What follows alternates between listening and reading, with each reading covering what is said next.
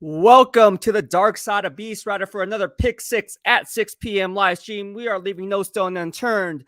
We are going to be talking, as in the beat writers. There's only a handful of us. It's in the description box below on who's there on a day-to-day basis and daily basis. So again, you guys were asking me who exactly are the beat writers. Well, it's all listed in the description box below here on YouTube. So I guess there's some people pretending they're beat writers and pretending that they're there, and they're not really there. Trust me on that. So again, if it's not listed in the description box below, odds are they're trying to fake it till they make it, and that's not good vibes. So again, I was scrolling through YouTube. It's annoying. Let me write this down. But again, people have been stealing my content all year, passing it off as their own, and that's just bad vibes. And obviously, I'm just trying to do honest work. And when people try to piggyback on my analysis, pass it off as their own, or either stealing my videos and then making little clip ups of their own videos, using my videos without giving me credit for it, that's just bad juju, bro. So just gonna leave it at that. But it is something that obviously channels will be broken down, channels will be brought down, YouTube channels will be brought down because it's copyright material. It's my stuff. So not throwing shade at anyone, just saying, be careful what you put up there, because at the end of the day, how would you like if the roles were reversed and it happened to you? I don't think you'd like it. I don't think anyone would like it. It's just unprofessional. And again, in here, it's all about good vibes only. So yeah. Anyways. Daniel Munez says, smash that like or get stuck with the cheerleader reports. Beast giving raw, straight facts. Sometimes it stings, but it's honest. Yeah, I try to give, I always say I don't give the hot take. I give an honest take. And so I think when you stay honest and fair and you see things from both player, coach perspective and obviously a fan perspective, because you guys are the fans, that goes a long way. And, one thing to any journalist or anyone that wants to become a reporter or covering basketball, football, baseball, whatever the case may be, is just put out honest work, man. And have integrity and do the right thing. And I think when you have those three things, components, there's a number of different other things that you need to do, but definitely have integrity and be honest with yourself and be honest in your reporting and stay true to your reporting. Don't be a triple F. Don't be a flip flop or fake. You'll get called out at any time. Ted Cunningham says, don't be that guy. Fake writers. Yeah, man. I don't like to, it's not so much calling it out. It's just like, I was a fan too, man. And I hated that when I saw reporters and beat writers flip their analysis in real time. I was like, nah, man, stop pushing that narrative, bro. Like, you said he sucked. You said he was garbage. So stop. You can't go back and say you didn't say it. It's all there. Especially in today's age of information where social media is such a monster now these days. Edgar V says, will you go live for the draft? I used to do it before, during COVID. I had the time and bandwidth to do it because I didn't have to be at Raiders headquarters or 49ers headquarters or whatever the case may be. But nowadays, I am obviously a beat writer for the Raiders, so I'll be at Raiders headquarters. I can't do a live stream from Raiders headquarters because that's kind of like the area where all beat writers work. So unfortunately, I won't do a live stream in real time because I'll be covering the NFL draft for the Raiders at Raiders headquarters. And we are going to talk to GM Dave Ziegler. This is my first opportunity to talk to Dave Ziegler, by the way. I never had a chance or opportunity to talk to him. Obviously, I met him. He knows who I am on a personal level. We talk, here and there, but I never actually went on record, asked some questions. So this is my first time, and we'll be talking to GM Dave Ziegler on Friday at around noon p.m. And again, it's going to be hot, man. Like, there's a lot of things I have for GM Dave Ziegler. I'm sure he's kind of prepared and loaded to some of the questions that I'll be asking him. But at the end of the day, let's go ahead and talk about this, right? So the whole basis of this live stream is not talking about exactly what my analysis is on some of these prospects coming out, but more importantly, what's GM Dave Ziegler's method of operation? And then more importantly than that, what are some of the beat writers' questions that they're going to be asking, right? I work with them on a daily basis, so I kind of have a feeling of where they're going to ask. And so we're just going to cut through the smoke and then cut through all the questions that are going to be asked. And so we're sitting here on April 18th because at the end of the day, it's like, you guys want to know what kind of questions are going to be asked. And then like, oh yeah, Beast Writer said that they were going to ask that question. Raider Nation Jason says, feast biters. I like it. We should come up with shirts, and we are going to come up with shirts. I think it's cool. It's just kind of a play on names, but then also holds people accountable, right? If iron sharpens iron, holding people accountable for their own actions. Don't get it twisted, not calling anyone out. But if I'm talking to you, it's obviously not a good thing. Kevin Lurker says 9 days away, Beast. It is. It's right around the corner. KG, thank you so much for the super chat yesterday. He says, are you streaming from Vegas? For some reason, the YouTube location says Los Angeles. I am streaming from Vegas. Actually, it's Henderson because I live right down the street from headquarters. But I put in Los Angeles because I want to hit the Los Angeles fan base as well. So I think by doing this and changing the location up here and there, it's going to put eyes on the Raider Nation. Because as you guys know, we are worldwide. You know, there's people all over the country, all over the world, right? We have people from Germany over here. We have people in Japan. We have people all over the world, literally all over the world, Canada, Mexico. So aside from the location of this live stream, it's always, obviously, I can't change the back. It's not like, oh no, I'm in the Bay Area. No, this is my backdrop here in Henderson, Nevada. I live right down the street from Levi Stadium, from Raiders headquarters. And I changed the locations just so we can get more eyes and here in the DOB. And obviously, I think it's working. We got more subscribers by doing it this way, and it's like a trial and error. So just so you guys know, we hit 5,000 subscribers here on YouTube, which is really, really big for us in the DOB. I mean, think of a startup went from 0 to 5,000, right? And it would have been more if people didn't plagiarize my work. But anyways, that's for a different story. So we went from 0 to 5,000. And then now, over the past 2 weeks, we're now at 5,070. So basically, we have grown and gained 70 new DOB family members here. So if you guys are just new to joining us, welcome. And we will leave no stone unturned in answering some of the questions that you may have. But KG, thank you so much, man. That question that you had on Jamarcus Russell, that super chat you sent me, I bet you weren't prepared for my binder paper news and notes. Dark says, salute BEASTwriter. All right, so let's just go ahead. Salute to DOB crowd. Yeah, man, DOB is all about the dark side of BEASTwriter family, home of the good vibes only. KG says, interesting. Got it, man. Yeah, man, so I just change it. I'm just doing it, honestly, the change of the location. Sometimes I'll do it back in the Bay Area because I'll be back in the Bay Area. In fact, I'll probably be there back and forth from now until when I really have to be here to cover OTAs, rookie mini camp, and training camp. So I'm trying to go back and forth to the Bay Area. So sometimes I will be back in the Bay Area. So I'll put Oakland, I'll put San Jose. Sometimes I'll put Fremont. You just never know what the hot cities are. But as you know, the Raiders are very Bay Area centric in the Oakland Bay Area. And then San Jose, Milpitas, doesn't matter. And then from there, LA, and then LA, obviously to Vegas. So makes sense, right? People all over. Daniel Kim's is the 30 of us here. If you haven't already hit the like button and subscribe to the DOB, please do so. Yes, absolutely. Smash and hit the like button. There's 40 of us now watching on this live stream. Please do me a solid. That is free. I'm not asking for money. That is free. So if you like the silver and black content that I provide on a daily basis, give this video a thumbs up before we even start discussing anything silver and black. It really does push the algorithm to other like-minded nation like yourselves. And that is free. That is free 99, as they would say. AlQ19 says, will Josh McDaniels be at the press conference too? From what I've been told so far, no. It's just GM Dave Ziegler.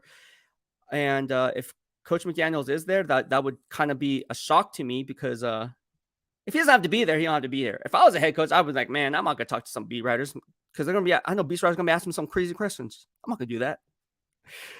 In all honesty, if I was Coach McDaniels, I would take that stance. I'd be like, no, I'm not going to talk to the beat writers, dude. Screw that. I'm too busy watching film. He has enough on his plate, and he has a family.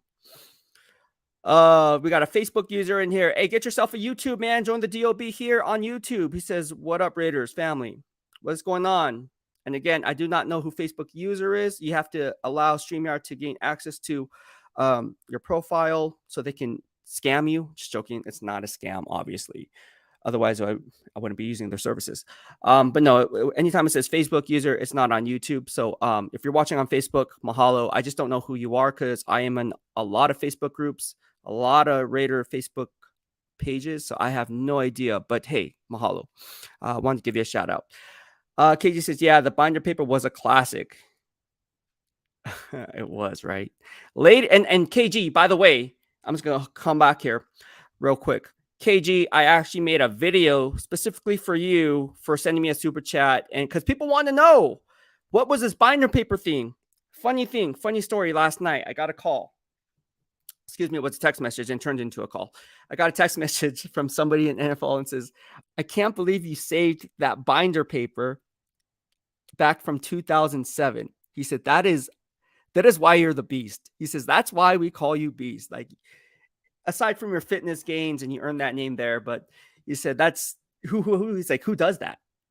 He says, "There's only one beast." And I said, thank you. I appreciate it. So there's a lot of people that I don't, show my cards. I don't say, "Oh yeah." It says you either know or you don't know. The beast receipts check out more times than not. Later Raider 559 says, "New to your stream, go Raiders." Thank you so much. And be sure to hit the subscribe button here on YouTube in the lower right-hand corner of your screen. And be sure to turn on the bell notifications. I was doing and running the analytics on this, and there's only 14% of the 5,000 subscribers who turned on the bell notifications. I did the research. I looked at the analytics. YouTube told me, "Hey, tell these people to hit the bell button because they're already subscribed to your channel." Out of 5,000 people, only 14%, 14%, that's it, which is equivalent to 700 if you do the math. Only 700 people out of 5,000 here on the DOB family have hit the bell notification. So you guys don't know when I go live or put up content. I can't even speak. Put up content. So do yourselves a favor, hit the subscribe button. Once you do that, that's step one. That's first down. Second down is turn on the bell notifications. Third down is stay tuned for all things Beast. And fourth down is engaging with me on this platform, because that's what it's all about. You guys have a voice. This is 4 down territory. We got my guy Raider Ray. Go follow my guy Raider Ray. He also has a YouTube channel, and I was on his show. Look, his backdrop's way better than mine. We're going to work on mine. He's going to help me with that. Pharaoh NFL is going to help me with that, because I know nothing about that. This is what they do. They are fans. So if you want a fan perspective and not a beat writer perspective like my own, and you want a true, honest fan's perspective, and you like his work, check him out. Go to Raider Ray right now. I don't care. I mean, I do care, but I don't care. If you guys want to check this guy, check him out after this live stream, or you can check him out now. I don't care. I'm pushing it, man. Raider Ray, thank you for tuning in. He says, "Wanted to come by and show love. Make sure you guys smash the like button." Raider Ray. And Raider Ray is a very, very cool cat, man. Got to know him. And from one live stream, literally. And I'll be honest with you, I became really good friends with a lot of the people in the nation from YouTube, from doing this. I'm not kidding. D Menace is now one of my, here, D Menace right here. He's popped in. One of my really good friends now. Really good friends. In fact, every time he comes to Vegas, he'll be at my house chilling. Him and Tanya. And now he's a mod for me. Same with DK. DK, I want you to get out here too. He says, "Salute. Salute, Dark." We got my man DK in here, and Dark is in here as well. Raider Nation Jason says, "I'm burnt down on mock drafts right now. This needs to happen already." Yeah, man. The mock drafts are total. Gosh, man. Like, they're really bad. They're really bad. I'm telling you, they're really bad. I see some trade downs for I'm not going to name people, but people put trade downs for something. People's like, how you plug and play from that spot? Is that GM that you're going to trade down with actually going to move up based on the positional need that he's been using over the course of the years that he's been GM? Or do you refill those needs in free agency? What's the tendency there? How does that affect the landscape of the current regime as opposed to the one that's he replaced in? And then on top of that, how is the landscape changed within the division? Because obviously things stay the same, but every year is a different beast in the NFL. We all know this. Has its own identity. So I think these mock drafts are hilariously dumb. A lot of them. Now, there's good ones out there, and I will push those ones. But there's a lot of dumb ones out there. It's just like, man, that is just horrible. That's not going to happen. Now watch it happen. And again, people say, "Oh man, it's just a crapshoot. You don't know how these mock drafts." No, man, that's where credibility comes into play. You either get it right or get it wrong. There is no window shopping here, man. It's either you get it right or you get it wrong. I love calling myself out when I get it wrong. It's great. Holds myself accountable. You guys want to hold me accountable, right? The standard is the standard. Get it right. That's why you guys come here, and there's 47 of you guys watching it. Smash the like button and subscribe. We're going to talk about Josh Jacobs right now. All right. And the reason, and again, if you guys were 20 minutes in, if you guys want to send a super chat and support me here in the DOB on YouTube, you guys can do that through a super chat or a super sticker. Also, on the replay, for watching this on the replay, you guys can send me a super thanks. It is a heart icon. Look, Josh Jacobs, and I talked about Josh Jacobs this time last year. What did I say from Raiders headquarters, even before the season started? I said Josh Jacobs is going to be likely an MVP candidate. I said that. I was the only one that said it. I say he's going to rush for 1,500 scrimmage yards, which he rushed for 2,005 above and beyond. But I said he's going to possibly outplay his way in Las Vegas. He's that good. Not being just foreseeing things. I'm the only one that said that in my Aloha kickoff video. This isn't training camp by you. The Beast receipt checks out. Then GM Dave Ziegler said it in November. Oh man, like if Josh keeps playing the way he's been playing, things will take care of itself, right? He also made a statement that running backs' careers are short-lived more times than not. But then he goes and then kind of pushes back that analysis and says, hey, but he embodies everything that we do. The Raider way, tough, physical, leader in the locker room, right? On and off the football field, embodies everything we want. His ball security is something that is a concern. It got cleaned up. And to be honest with you, I didn't think it was a concern anyways. That's just from what I saw in evaluating game film, grading the snap, not the box score. But his ball security did get cleaned up. But I don't think it was ever an issue in my grading system. But anyways, and doesn't matter what I think. It matters what GM Dave Ziegler thinks. He thought that the ball security needed to be cleaned up. It did. Secondly, what did he say? He said that pass protection needed to be cleaned up in pass pro. Why? Because if you're going to be a 3-down back or a 4-down back, you need to be able to do what? Max protect, right? You see, all you Niner fans, if you watch the Monday night, who ended Steve Young's career when he got knocked out? Who ended Steve Young's career on Monday Night Football in Arizona? Aeneas Williams came off a corner blitz, and Lawrence Phillips was supposed to pick up that blitz pickup. He did not. He said, nah, man, I'm not going to block. I'm just going to come out of the flat because I know that that's wide open. Boom. Down goes Steve Young. His career is over. Josh Jacobs cleans it up. He does a really good job in the passing game. He does a really good job in protection. He does a really good job overall. If everything was to take care of itself and you led the league in scrimmage yards at 2,053 rushing yards, receiving yards combined, led the NFL. He's like the Marshall Faulk. I'm joking. He's not on the Marshall Faulk level. I'm joking a little bit here because Marshall Faulk was just different. But Josh Jacobs led the league in scrimmage yards. What does that say? He's a first-team All-Pro. What does that say? All-Pros don't grow on trees. I'm telling you, you cut off the head of the snake gonna crow, man. Not gonna work. We got Jack Kennan here. Says, Balut. Beast salute. I'm talking way too fast. Here's the thing that I really want to share with you guys. All right. And you guys, we are on for 23 minutes and 43 seconds. If you feel the need or would like to donate to the channel, you guys can do that with a super chat or a super sticker. Last week, I only worked out 3 times because I was doing and prioritizing you guys for my scheduling live streams 5 days in a row last week. I didn't work out yesterday, right? Did a live stream. Didn't work out today. I did a mini workout at EOS, and my guy Levi Edwards, if you guys don't follow him, he's a Raiders reporter for them. Saw him at the gym earlier today. So I did a mini workout, which really doesn't count. I was just in and out, and I really couldn't talk to people that were that wanted to know, hey man, like, how do you get this? How do you get that? Like, realistically, I would be like, hey man, let me show you. But I didn't have time because I got to hop on the live stream. Talk to my friend who used to coach at Bishop Gorman, right? He used to coach at Bishop Gorman. And now his brother plays in San Diego. And so he's like, hey, what are you working out today? I was like, back.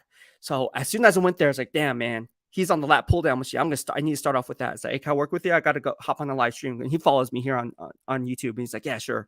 It's like, I got you. I got you. I said, I have to be out by 6. And I made it barely. I love you guys. Honestly, I love you guys, man. You guys are just too cool, man. The nation's dope. And I wouldn't be here without you. Now the Niner fans would be like, oh man, I can't believe you switched to the dark side. It's like, hey, hence dark side of BEASTwriter. Edgar Bonilla says, any suggestions on prop bets for the draft? Yeah, there's going to be a lot. I'll be making some prop bets myself. I do good with the draft. It's how I make my money. Why did I move to Vegas? The opportunity in making money is there. Who doesn't like the color green? Doesn't matter what team you root for. Hey, the Raiders don't pick till 7th, or are they going to pick at 7th? Let me write that down. Yes. And people have been paying me over the course of the years for my insider analysis. Why? Because they know I have Cardinals fans. I have a Steeler fan. Literally, just go on YouTube. If you looked at all my videos, people actually made money from my predictions in mock drafting. Where's Jordan Davis going to go? Where's this? What's the over-under? You have to know the landscape of the other 31 other NFL teams before you make that analysis. You can't just plug and play and be like, oh, I hope and pray that stuff is going to get done and happen. No, it doesn't work that way. You have to. It's a lazy way of analysis when people just, oh yeah, piggybacking on someone else's. Horrible. Kevin Lurker, my guy, says, oh, by the way, on to Six Soldier. I'm gonna give you a shout for sending me a Venmo donation. And again, that's in the description box below. If you guys want to donate through Venmo, you guys can also do that. I did receive that. Thank you so much. On to Six Soldier. I got that. Thank you so much. I really, really appreciate that. And thank you. I want to say mahalo to you as well. All right. And people are wondering, what's my Venmo? I thought I put it up there. It's in the description box below here on YouTube of all my videos. All right. So if just go and watch the description box, you will see my Venmo linked there. But if not, it's at BEASTwriter, just like right here that you, oh shoot, maybe you can't see it because it says Jack Kenna. Hold on, Jack. I got you, man. Give me a second. At BEASTwriter. Boom, right there. Or right there. There. At BEASTwriter. I'm not very good at where things are here on my right from my left, but I am dyslexic, so whatever. All right. Daniel Kim says, it's going to be a great press conference where a lot is said and absolutely nothing is said at the same time. It'll be some well-articulated GM talk. Yes. Let's just talk about this. Getting back to Josh Jacobs, right? What did GM Dave Ziegler say? Everything will take care of itself. What did Coach McDaniels? What did Josh Jacobs just say on his Instagram story? We talked about it. He wants respect on the name, right? Respect goes both ways. Hate to see it.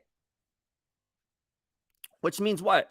He don't want to sign the franchise tag. Come on now. He don't want to sign $10.1 million. He wants to be valued at what Beast said. What I say, $12.5 to $15 million APY. That is what the fair market value is. Now, will he get that? I'm pretty sure a GM out there will be like, we'll be paying you that, but are we willing to give up the return on the investment of what it would take to get a Josh Jacobs?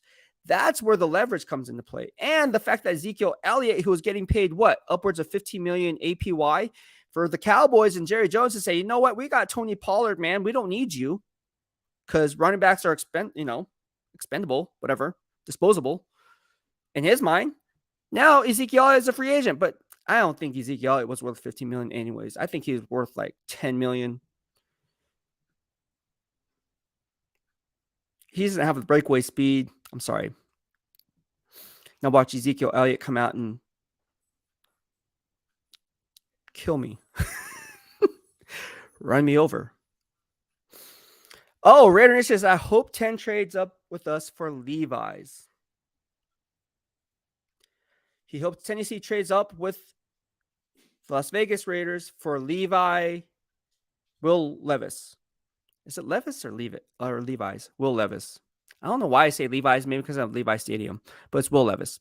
Daniel Munoz says a trade down and adding a first next year would be best case scenario. Lets them move up for a quarterback much easier next year. Yeah, I honestly like the fact, and write this down, they're not going to take a quarterback. It's all smoke. Now watch them take a quarterback. It's all smoke. If Bryce Young goes number one, which I've been hearing, and from my NFL inside circle, they're going to take Bryce Young. Okay. Write that down. Bryce Young's going 1. Take it to the bank. Place your bet. You can put up. Now watch me be wrong. Don't place the bet. Bryce Young, number 1. The Houston Texans going to take Will Anderson, number 2. Ooh, there's a shocker. GM Nick Caserio going with Will Anderson at number 2. Why? Remember the dynamic back with the Houston Texans? I think they were sitting there, and they had the option of taking Reggie Bush or Mario Williams. And people were blaming Charlie Casserly because they went after Mario Williams. Well, who had the better career? You be the judge. So you don't want to listen to the noise too many times. And believe me, I thought Reggie Bush was going to be a Hall of Fame player. Got that base receipt wrong. I really did. I thought Reggie Bush was going to be the next best running back to come out of SC and be a Hall of Fame player. I'm sorry. Maybe it's because our San Diego ties. Maybe because I lived right across the street from Mount Helix High School where he played with Alex Smith, which is my backyard, and La Mesa. I don't know. But it didn't turn out that way. Sometimes you don't want to listen to the noise.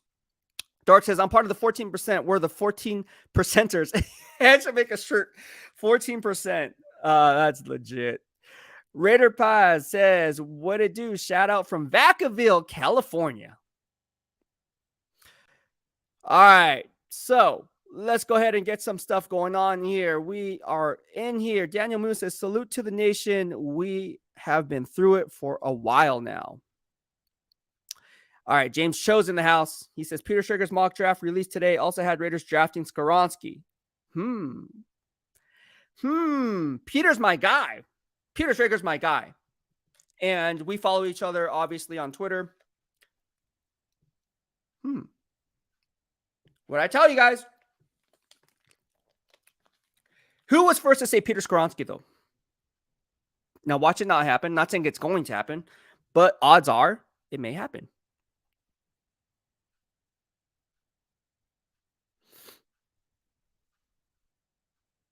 Jack Ann says, I was on Ray's first show with OG and helped push Ray and Pharaoh to do a show together. Perfect match in content creators. 100. Dill Monel says, what's up, brother? Appreciate all you do for the community. Thank you so much, man. I appreciate you as well. Look, I want you guys to have a voice, but we need to really break down what's really going to happen. What kind of questions are going to be asked? GM Dave Ziegler, that's one. Hey, Josh Jacobs hasn't signed his non-exclusive franchise tag yet. Are you concerned that he didn't participate in voluntary workouts? And what is the status on that if a deal can get done? Well, this is GM Dave Ziegler's response, probably. You know, Josh is a great guy. We want him back. We didn't give him the non-exclusive franchise tag. We didn't slap him with that franchise tag out of spite. We want to extend him long-term, but it has to make sense for both parties. And I'm fairly confident it will get done. Because Josh Jacobs to the Raiders embodies everything that we like to do. Tough, physical, first one in, last one out. Very smart. But then again, do you pay running backs, GM Dave Ziegler? That should be my follow-up question. Hey, GM Dave Ziegler, I have a question. Okay, that's all great. But where do you value running backs? At what point do you say, okay, the cap on the running back is $12.5 million. Anything over than that, that's when you're talking about all-pro status. So where is the baseline for you to kind of make a conviction about whether you want to keep that player based on the years on his contract? And if it's a front-loaded deal, backload, I'm not going to ask him that question, but we talk about it here. He's going to be like, oh, let's be 100. Let's keep it 100 right now. It's not the Patriot way or Raider way to pay a running back. But then Josh Jacobs don't grow on trees. All pros don't grow on trees. Is there an all pro that is going to be an all pro in this upcoming draft? This running back draft class is not the strongest. Straight up. Let's keep it 100. Everyone's trying to hype people up. You can hype me up during NFL draft season. Oh, he's not 5'5". He's 5'8". Look at the highlights. Jack Henry says, Beast, when you see Ray, tell him I said hello. I will do that. And we should do another show together. Daniel Kim says, facts, Jack. They're a great duo together. Daniel Miller says, accountability. I wrote an article about Justin Jelly Ellis thinking he was about to take that next step. Swing and miss. Man, Justin Ellis. On to Six Soldier says, Beast, better quarterback class this year or next year? I mean, I think it's a better class. That's a loaded question because it's an easy question to answer, but it's a loaded question for me because I haven't ran the grades on the Caleb Williams and those other quarterbacks in next year's draft class. So I'm not going to sit here and lie and be like, oh yeah, the next year's draft class is a lot better. I have to run the grades. And to be 110% honest with you, I haven't had the bandwidth or time to do that yet because we're stuck on 2023.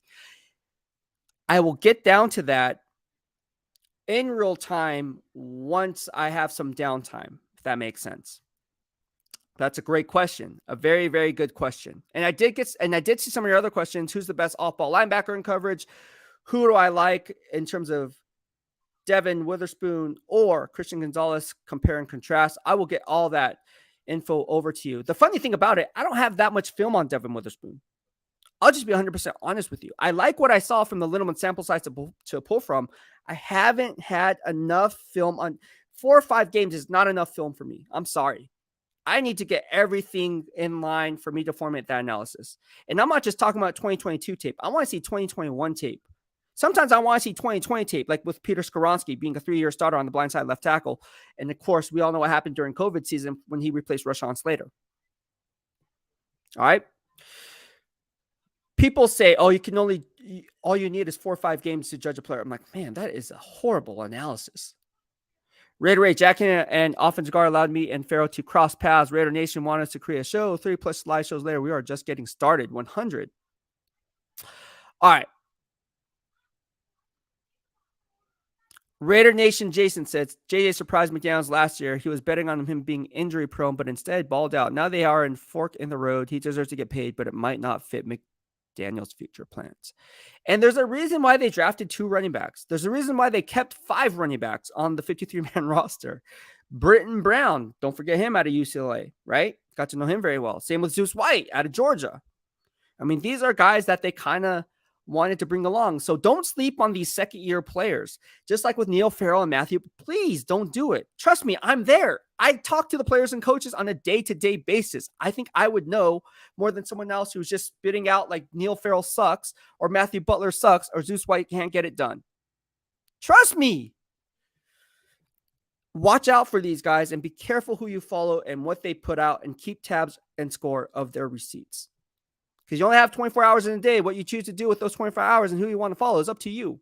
If I'm going to follow somebody, I want someone who gets it right in real time to hindsight, more times than not.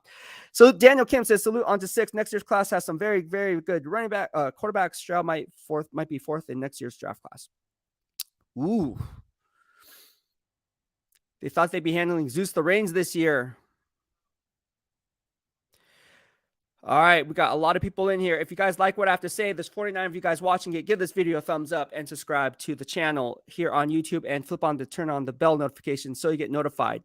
All right, we are 38 minutes and 8 seconds in. If you want to send a super chat, you guys can go ahead and do so as we keep things hot here in the DOB and donate to the channel. It really helps me a lot and also helps out the upkeep of doing these live streams. All right, so we are... Let's see, get to some of your questions here. Oh, man, there's some good questions in here. And look, I got to catch up. You guys are going way too fast. Oh, man. Here we go.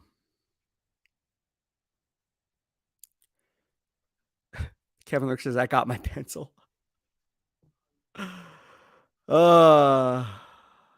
Kelly J, thank you so much. By the way, Kelly, I did email you. You were the winner of our Raiders helmet, so I just want to make sure that you received it. I sent you the tracking number via email. So, Kelly, for those who want to know if my giveaways are legit, ask Kelly, ask D Menace, ask Daniel Kim. I mean, yes, they're real. But yeah, let me know on your tracking to see if you got it. I shipped it out yesterday, and you should receive it by today or tomorrow. But thank you so much. She says, if Vegas trades back, who will they want still to be there? So I talked about this. I actually left a comment on Twitter right before hopping on the Raiders official page there. And I like a cluster of players in that 10 to 18 range. So you look at Christian Gonzalez, Devin Witherspoon, Nolan Smith. You look at guys like Peter Skoronski, Paris Johnson, right? These are some guys that I can really see being a fit. Osiris Torrance is another one. Not too many people talking about interior guard here, but Osiris Torrance I really like out of Florida. Talked to him a little bit about him a little bit yesterday, right? So all these guys are in that cluster. You can get a guy trading back from 7 based on my mock draft. Again, you have to project and predict, right? You can't just plug and play players and be like, oh yeah, this should trade back and get this guy. It's like, nah, man, like, and I see it and I laugh. I laugh inside because I was like, man, that's a horrible take. That GM is not going to make that move. Oh, how do you know? Hashtag beast receipts. I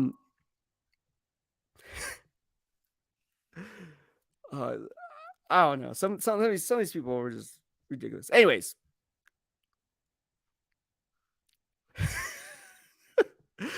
Oh my gosh. All right. So we got some questions here. On this Soto says, Beast, thoughts on David Long? I think he has potential to be our number 2 cornerback. I like David. I again, when valuing the game film, David Long to me is he's a boundary cornerback. I don't think he's a starting caliber boundary. I'm just being 100% honest. I like Duke Shelley more than I like David Long, and I don't grade PFF. I have my own grading system. Duke Shelley to me is a little bit more of a ball hawk, has better ball skills in my estimation, is a little bit better in having a strong cadence in his back pedal when evaluating the game film.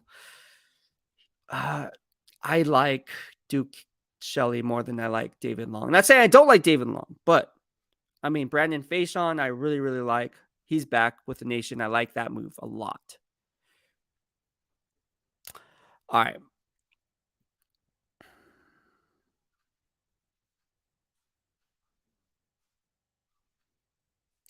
Question for Dave Ziegler by Ted Cunningham says his thoughts on the off-ball linebackers presently on the team. That is a question that I was going to bring up about Robert Spillane and some people pushing that narrative that he's horrible as an off-ball linebacker. Look, I have Robert Spillane's back on this. I have GM Dave Ziegler's back. He's going to be like, yeah, these guys really know football, talking about off-ball linebackers in coverage that suck. Again, look at what B says. How many off-ball linebackers are good in coverage? Actually good in coverage as a curl hook defender. Can cover a running back out of the flat one-on-one and cover 1. Cover 5, whatever the case may be. You tell me. I got the grades. Not too many. There's only a handful. And of the handful, I would say there's only 3. Shaquille Leonard, Fred Warner, and Roquan Smith. Daniel Moon says, I could live with them paying JJ 14 this year and 13 next year with an option to get out after the first year. I could see that too. LQ19 have you analyzed Nolan Smith? Yes, I analyzed him even before his pro day. That's why I analyzed Nolan Smith and brought him up. If you want to see what I had to say about Nolan Smith, go see what I had to say in the Beast Receipts on Twitter or here on YouTube. Just type in Nolan Smith BEASTwriter and see the timestamp of when I talked about Nolan Smith and how he would do at the pro day or at the NFL Combine, at the NFL Combine, knowing that he was going to be one of the players to talk after the NFL Combine. I would be like, oh man, everyone's going, oh yeah, Nolan Smith. Everyone's jump on Nolan Smith. Man, I was on it before the NFL Combine when I graded the snap, not the box score. So yes, in answering your question, talked about Nolan Smith, did a whole on video on Nolan Smith, actually. So again, be sure to turn on and flip on the bell notifications. I know you subscribe to the channel LQ19, but you have to turn on the bell notifications so you get notified when I go live or when I push content. And I don't know when you started following me. So, I mean, that could be a hit or miss, but yeah, I mean, that's why I said everything that I said. If you're new to follow me, like today, like let's say you followed me this week or last week, go back and see what I had to say 3-4 weeks, 2 months ago. Everything's in line. Everything paints a story of exactly why I say what I said in real time, cross-checking it in hindsight. See when I said it, right? So yes, to answer your question, it is up there on the YouTube channel here in the Dark Side of BEASTwriter. Dilma says, SD represents, let's go. If a college player has better film from the previous year and not the most current season, how much of an impact does that have on their draft grade? A lot, because it is a red flag and cause for concern. Case in point, LSU Derek Stingley. Talked about him and how I thought Ahmad Gardner was a lot better. And if GM Nick Caserio was going to take and draft Derek Stingley. I knew they were going to go cornerback and draft Derek Stingley over Ahmad Garner. You're banking out on the guy's potential from 2020 instead of 2022, 2021, and 2022, right? And or 2020 and 2021, I should say. And that's what you saw, right? And so again, I like Sauce Gardner. He was rated much higher on my big board. Derek Stingley was in the top 10, but he wasn't like one of those guys, because when I grade the snap, not the ball score, he gives way too much. He's a little bit undisciplined in zone coverage. And I talked about it with my good friend, and he's going to be hopping on possibly tomorrow, Andre Carter, who coached obviously the LSU defensive lineman when Derek Stingley was there. And we all see the traits, right? But you're banking on the guy's potential a little bit. And so again, for me, I like consistency. If I'm going to draft inside the top 10, I want to see consistent production. It's not like an off game or 2 off games where it's kind of like a one-off. Nah, man, like it was something there, man. Edgar Bringer says, what would be a disappointment pick at number 7? Anthony Richardson would be a disappointment for me. Will Levis would be a disappointment for me. Now, again, I'm not good at quarterback evaluations. These guys can be all pros, so don't listen to what I have to say, but I think those guys would be disappointments. Taking the quarterback outside of Bryce Young or CJ Stroud would be a disappointment for me if they were to go quarterback. Another disappointment would be taking someone and reaching for a guy like Tyree Wilson. I am not high on Tyree Wilson. Now, other people can say what they want about Tyree Wilson. I am not high. Now, watch this guy be an all-pro. Cool story. I don't see it. Yeah, those are just a few players. Raider Nation Jason says, thank you. I like Butler and Farrah, and I think they will develop. All right, so let's go ahead. We broke down what question a beat writer would possibly ask about Josh Jacobs not being extended. Of course, we have to ask this question because we need to have it on record so then everyone else can kind of go off what GM Dave Ziegler says, right? As far as the reporters are concerned. And then obviously from there, you have people, not crediting people who ask that question. And that's when it gets kind of sticky, icky. Bad juju. But another question you're going to ask is, hey, the defense ranked blah, blah, blah last year. One of the worst defenses statistically in the NFL. You brought in some of these guys, what's your method of operation in trying to get back on track and building up this defense? Because some people may say, the defense wins championships, and at the end of the day, your defense is not very good. That's another question that a beat writer might potentially may ask. You brought in Robert Spillane, Brandon Faison, Duke Shelley. How are these guys fitting in your system? Well, GM Dave Ziegler is going to be like, we brought in those guys, but let's not sleep on these second-year players that we drafted last year. Again, I'm beating the horse time and time again.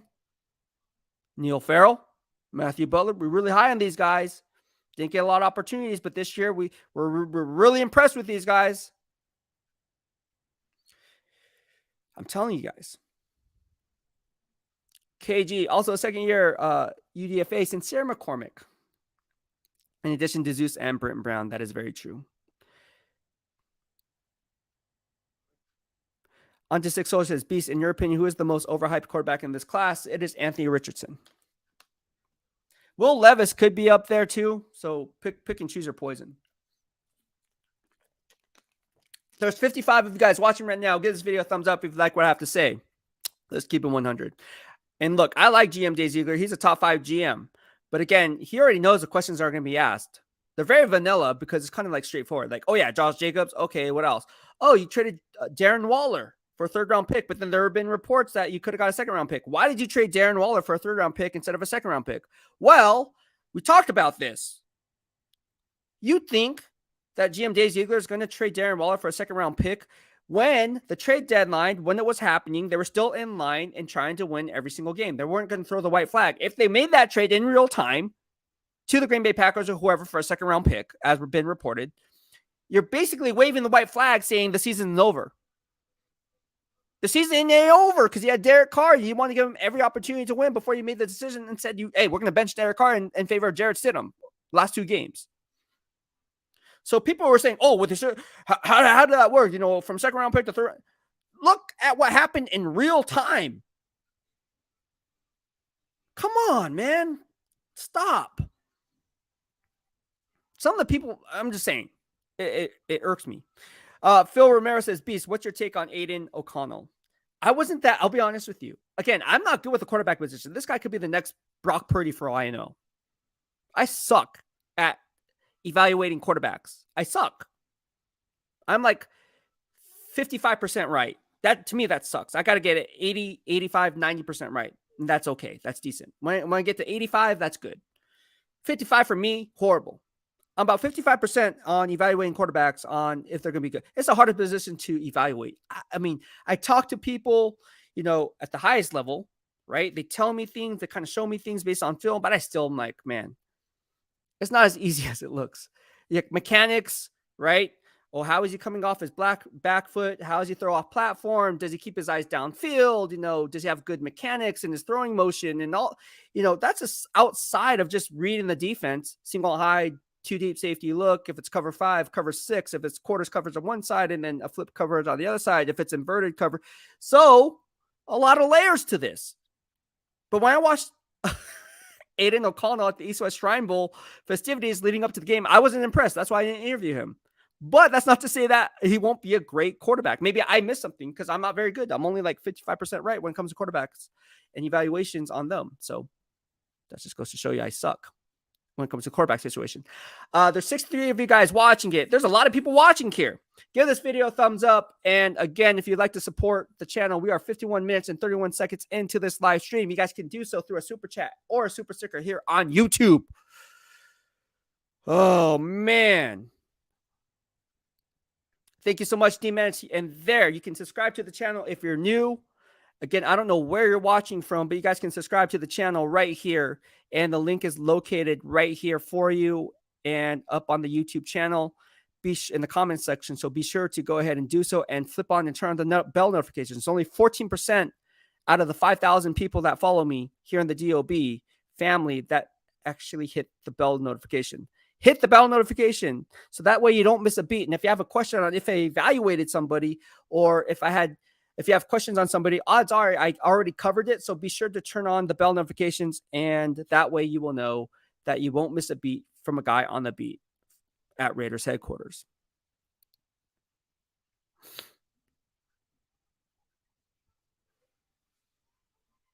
Coach says, I know it's a bit off track, but how does training camp work for Raiders? Family always go to Oxnard for Cowboys camp for free.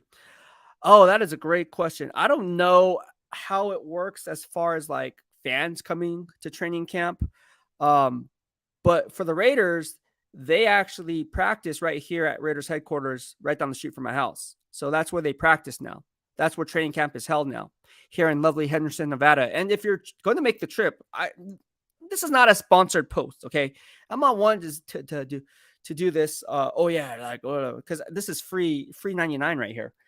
Information, inside analysis. Look, if you're going to stay and want to attend training camp and then you have the option to do that, I think they have like a fan appreciation day or whatever. They did it last year too. One of the days it was raining, it was thunderstorms. It was crazy. And I had to drive back to the Bay Area on that day. Anyways, it was a flash flood, I believe it was. Anyways, getting back to it. If you guys wanted to attend or are planning on attending a training camp session at Raiders headquarters here in lovely Henderson, Nevada, you guys are going to want to stay and you're looking for a hotel. Stay at the M Hotel Resort and Casino. It's the M Resort and Casino. It's literally right down the street. It's one stoplight. And again, you're going to get that Las Vegas Raider vibe. I really love the casino. They have a Raiders Tavern and Grill there, which I always go and love to eat. Made a lot of good connections with people that work there. And it's just a very good, very, very good family-oriented vibe. So if you want to kind of get a silver and black kind of a feel, and D-Menace would know this, right? That's where I met D-Menace at, right? D-Menace 4200. We met him at the M Resort and Casino. And it's just good vibes there, man. I love that resort and casino that the Raiders have there. And I think it's like the parent hotel or something like that. So there's a lot of cool Raider memorabilia. In fact, at the Oakland Coliseum, they took some of the seats and placed it in that resort and casino. So again, you're going to see a lot of cool, and you see autographs there. Sometimes you'll see former players and coaches there, former and current, right? And so, they'll be there a lot of times. Sometimes they do their podcasts from there. So it's really, really cool. I think it's a cool thing. I think if you really want to get a Las Vegas Raider vibe here in lovely Henderson, Nevada, go and stay at the M Resort and Casino. That's what I would do. If I knew that going into it and I was a fan, I would be like, okay, Beast, I'm going to listen to you. I'm going to go over there and stay there. Because then the Raiders headquarters is literally just, you can walk there. Literally, if you really wanted to, which I highly don't suggest it, because it'll be 120 degrees out there. But that's how close it is. Ted Cunningham says, Beast, have you looked at cornerback Garrett Williams from Syracuse? I have not. Ooh, Kevin Lurker says, should we move on from Andre James? Ooh, I don't know. There's 55 of you guys watching right now. Smash the like button, give this video a thumbs up, and be sure to hit the subscribe button in the lower right-hand corner of your screen on YouTube. We're trying to drive up the traffic and the engagement here on YouTube.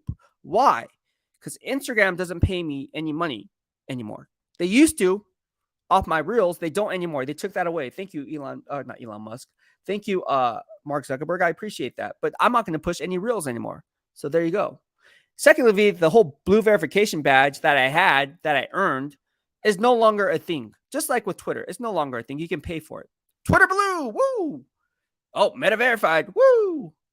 So how much would it cost to be unverified on those platforms? Can I pay someone to be, because I didn't pay for it. Can I pay someone to be unverified? I mean, at the end of the day, the verification is a joke, but I love YouTube. That's why we're pushing YouTube. I love YouTube. YouTube is my number one social media platform that I'm on and that I use, and I'm not even verified. And I support them 100,000%. I told you I keep them 100. I'm not even verified.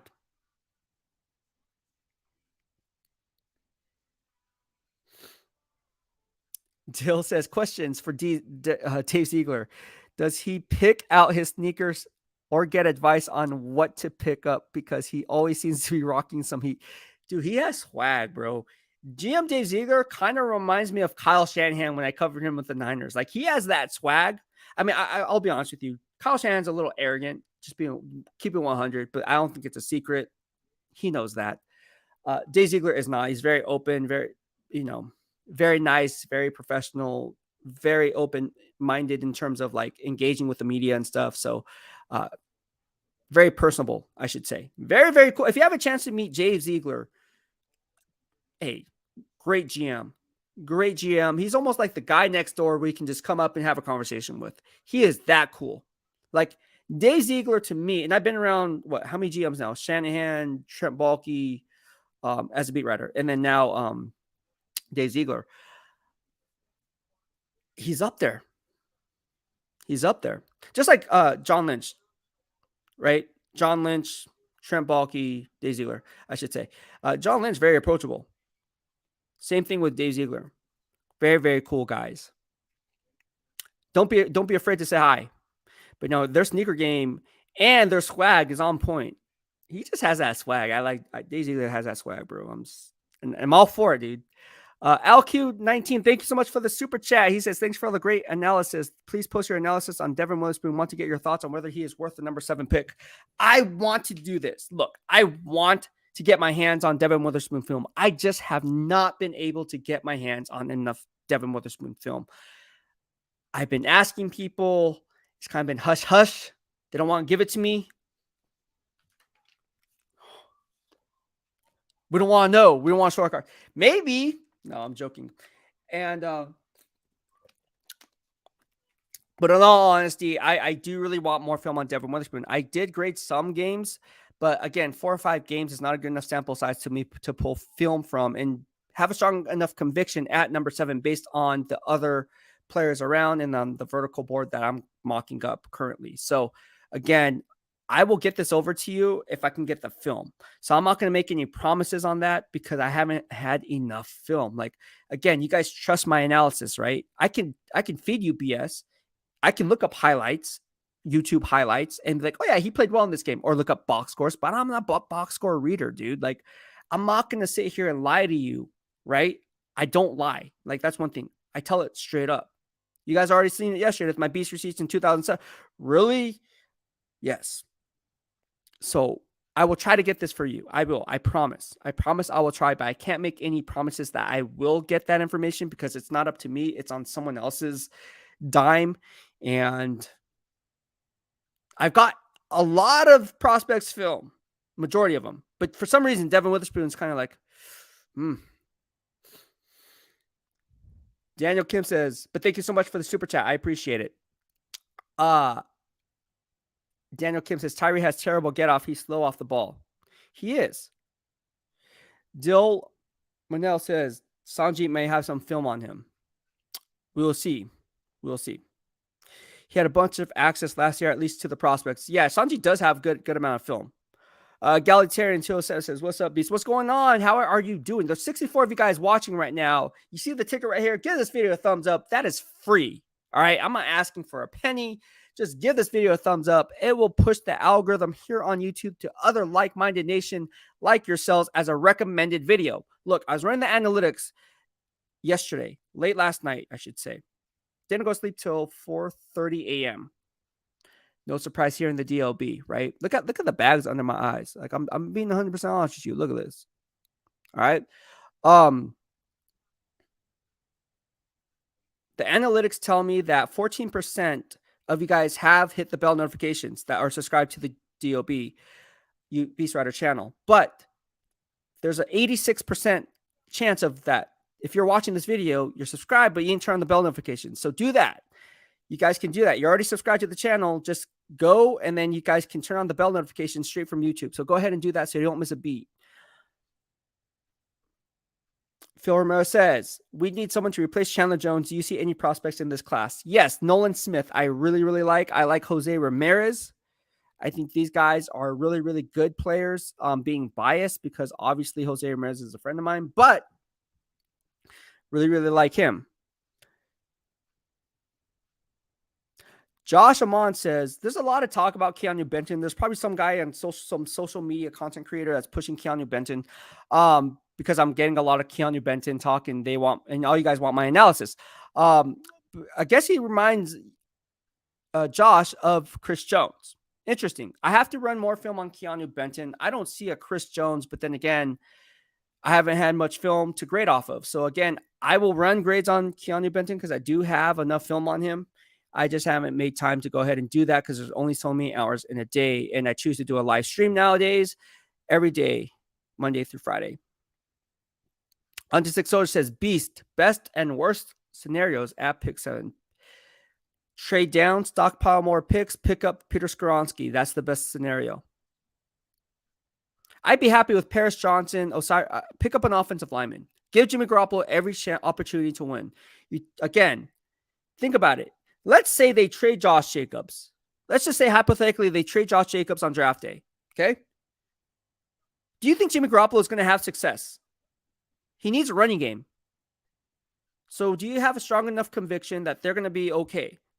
I'm not so sure. So you better shore up that offensive line either way if Josh Jacobs there or not. Because Josh Jacobs did more with less and was still a first-team All-Pro. Case in point, Nick Chubb had Jack Conklin, had Wyatt Tiller there, had who else did that? Jedrick Wills, right? Joel Bitonio, my first-team All-Pro vote for Pro Football Writers Association.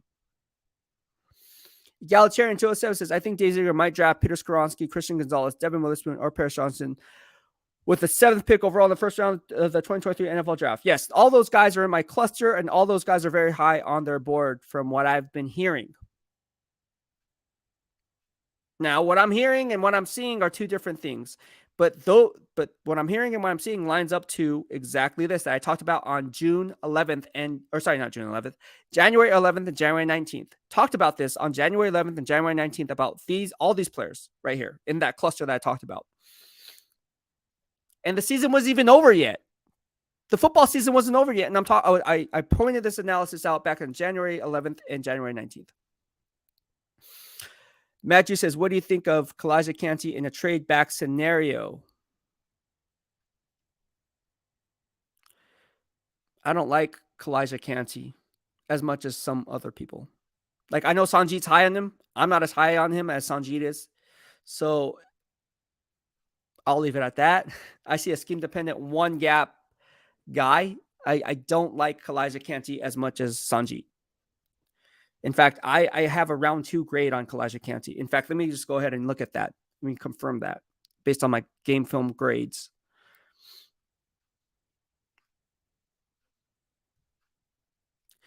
All right, we are an hour and 5 minutes in and 9 seconds. If you guys like what I have to say, you guys can go ahead and send me a super chat. That would help out a lot. Or there's 57 of you guys watching it. Give this video a thumbs up.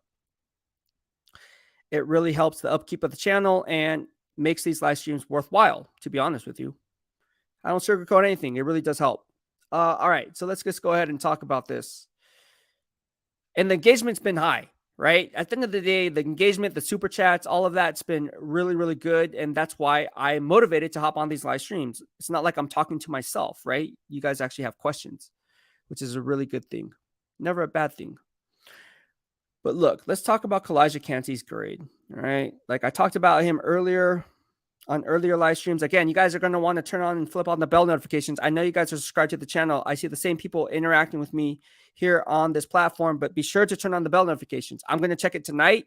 Hopefully it rings a bell, no pun intended, to all you guys to go ahead and turn on the bell notifications because we did talk about Calijah. All right, so dating back from 2021 to 2022, Calijah is, again, he gives up way too much as a, okay, this is my analysis on him. I'm just going to give it to you 100. All right. My analysis on Calijah, a capable 3-tech defensive tackle and a 4-3 base. All right. So he's 4-3, which means he's scheme dependent. Secondly, you're looking at a 1-gapper versus 2-gapper. I see more of a 1-gap guy. Canty has the speed, lateral agility, and quickness to shoot the A or B gaps with ease. So he does that very seamlessly. One of the best to do it in this entire draft class. Okay. Not going to question that. The problem with Canty in my grading system lies in being a 3-down player, as he is liability versus the run. He gets washed out on run plays and oftentimes can't hold his grass, all right, at the point of attack. The smaller defensive tackle doesn't have the defensive tackle of a Leroy Glover. If you guys know who Leroy Glover is, San Diego State, holla at your boy. New Orleans Saints, very underrated, played for the Dallas Cowboys all these years, also played for the St. Louis Rams, I believe, at the time. Doesn't have the strength to withstand double teams while being thrown off his grass, not being able to anchor. All right, so this is what I see in Calijah's game. Now, here's the second part of this. While many NFL analysts have Canty with a top 20 grade, I don't see it. I see a round 2 talent in any given draft. Keep the receipt. Keep the receipt. I'm not afraid to put my beast receipts on the line. Now watch someone piggyback on this analysis. Let me write that down. Well, you heard it here first in the DOB. You heard it here last week when I said the same exact thing on Calijah.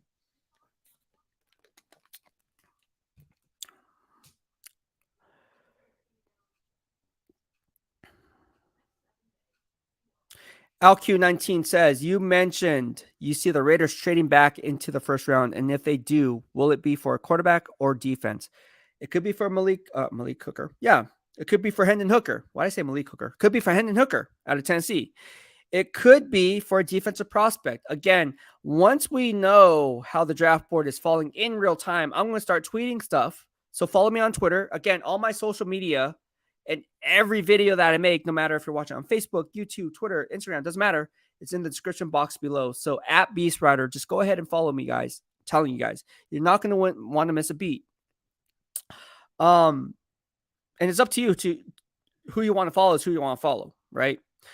Sean Johnson says, what's your take on Mazi Smith? I'm not high on Mazi Smith. I'm really not high on this guy. Well, that's me being biased, but Bryan Young, I like him out of Alabama. But I'm not high on Mazi Smith.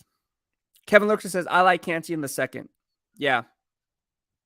Now, if they get Calijah in the tail end of the second that I talked about yesterday in 28-32 range, I'd be happy with that. But to get him in the top 15-20 range, I don't see that. I don't like that. DB Cooper says, if there's a difference of opinion between McDaniels and Ziegler on a pick, who wins? Well, again, this is going to be a question that a beat writer is going to ask. Okay, in that draft war room, they won't say that, but I'm just saying, this is, if I was to ask this question, which I'm not, because I'll let someone else ask this question if they have a question, but I kind of know the answer. If someone asks this question, hey, who makes the ultimate decision if you guys are torn between a couple prospects? right? If you're sitting there in that cluster and you're looking at the vertical board versus horizontal board, who makes the ultimate decision and the final say on who gets drafted on that player, or who gets the grade on that player for him to be selected as a Las Vegas Raider?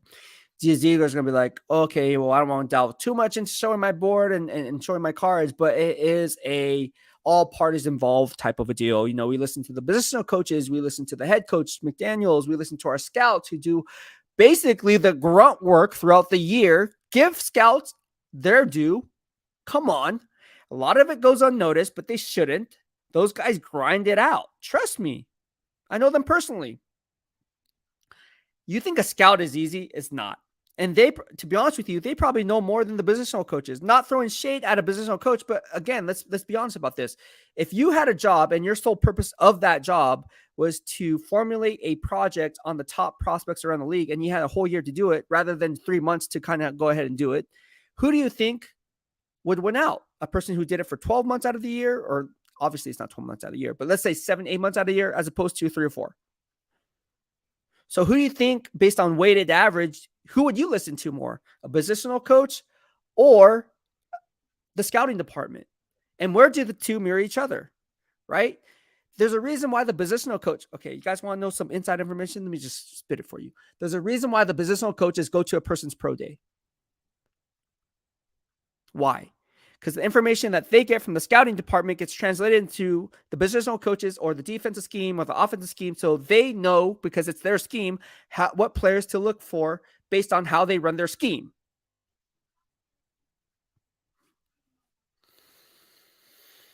Oh, man. Ted Cunningham says Glover was drafted by the Raiders and he played for the Raiders. Yes. Would like to hear in the press conference if Ziegler likes Parham at center or guard. Well, Dave Ziegler, you know what he's going to say? Someone ask him that question. Hey, Dave, I got a question. You drafted Dylan Parham to be an interior swing guy. Will it be left guard, right guard, center, whatever the case may be? He played right guard in college, but you moved him to the left side. He also could play center. Where's his best fit?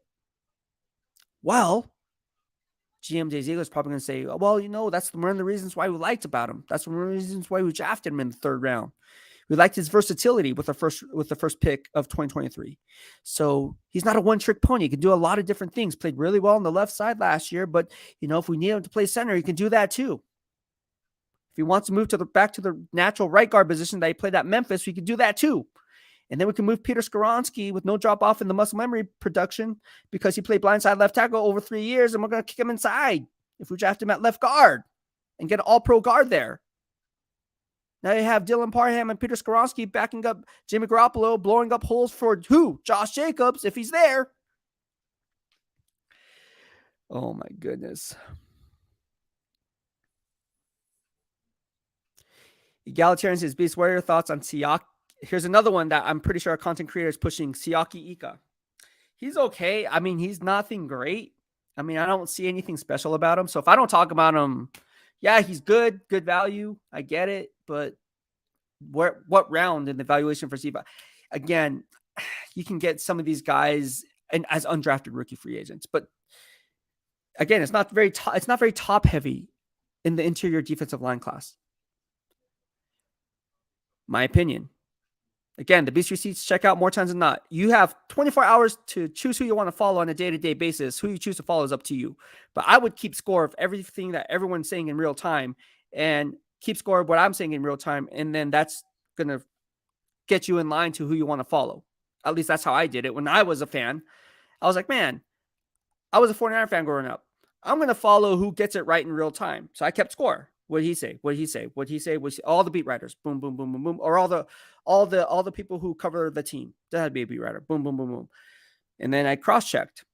And I chose to follow who I want to follow. At the end of the day, it ended up being Cam Inman, Matt Barrows, and Matt Mayoko. All right? It's not a secret.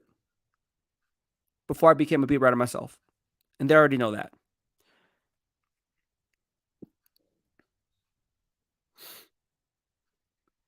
Phil Rose says the Raiders are big on D-line that can defend run. I don't see the Raiders drafting Canty. I think that's why Kuntz doesn't play as much.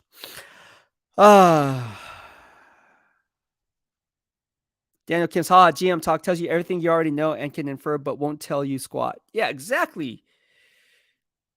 He's not going to give any answer. Like, this press conference is more just vanilla for us to just like report what we hear, because it has to be on record. I'm not saying it's not valuable, guys. It's very valuable, because what he says we have to put on paper, right? Let me write this down.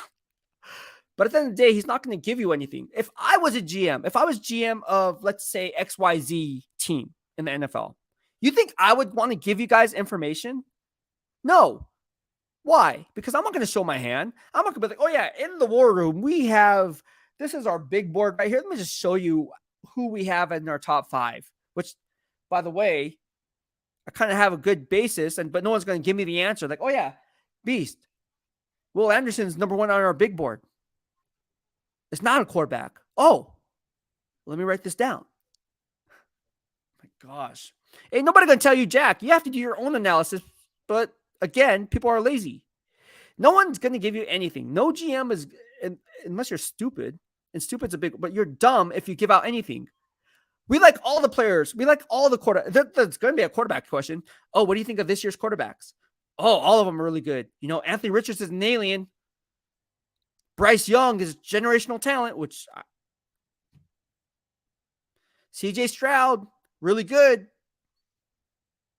Will Levis has the NFL traits we look for in a quarterback. So what does that mean?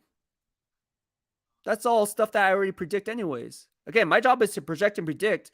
It's a player's GM's job to put out the players and perform, right? So at the end of the day, it's like it's a bunch of, which is good. I'm not doing this as GM Dave Ziegler because I'm not, But if I would be doing this, if I was GM Dave Ziegler, I'd be like, yeah, okay, cool, yeah, cool. Why? Because I'm not going to show you my cards, bro. Like, what the hell? What do I get out of it? Showing you my cards, so you can go back and tell your sources what's going on? No, ain't nobody going to do that. Stop. You have to read between the lines. You have to know exactly what's going on. And look, I want the Raiders to do well. So, for all you guys know, I could be putting out BS just to save the Raiders, right? Throw out some smoke screens and save the Raiders. I don't, but I'm just saying, you know what I'm saying? Like, you have to read between the lines. Everyone's going to feed you BS. Everyone's going to tell you they love this player, they like that player, and everything's all good and dandy. No scout in their right mind. No personnel guy in their right mind. No GM in the right mind. No assistant GM. No director of college scout. They're not going to tell you, oh yeah, we're really looking at this guy.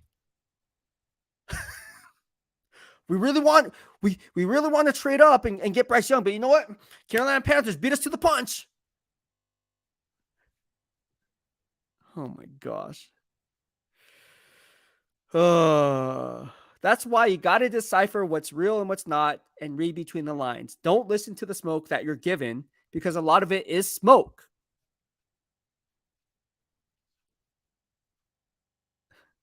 R. Vega says, first pick, Christian Gonzalez. Second pick, Jahmyr Gibbs out of Alabama.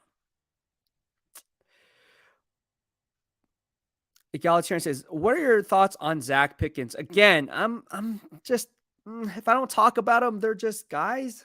I mean, I don't know what to tell you. Like, I'm not going to, I only have 24 hours in a day. So who I choose to cover and report on and scout is, I can tell really fast too. Like, I'll be honest with you, I don't grade all thousands of players in the NFL or college. You can pick and choose your spots because they show on film, right? Oh man, that guy kind of flashes. Okay, maybe I have to do my due diligence on this guy more. He didn't really stand out for me.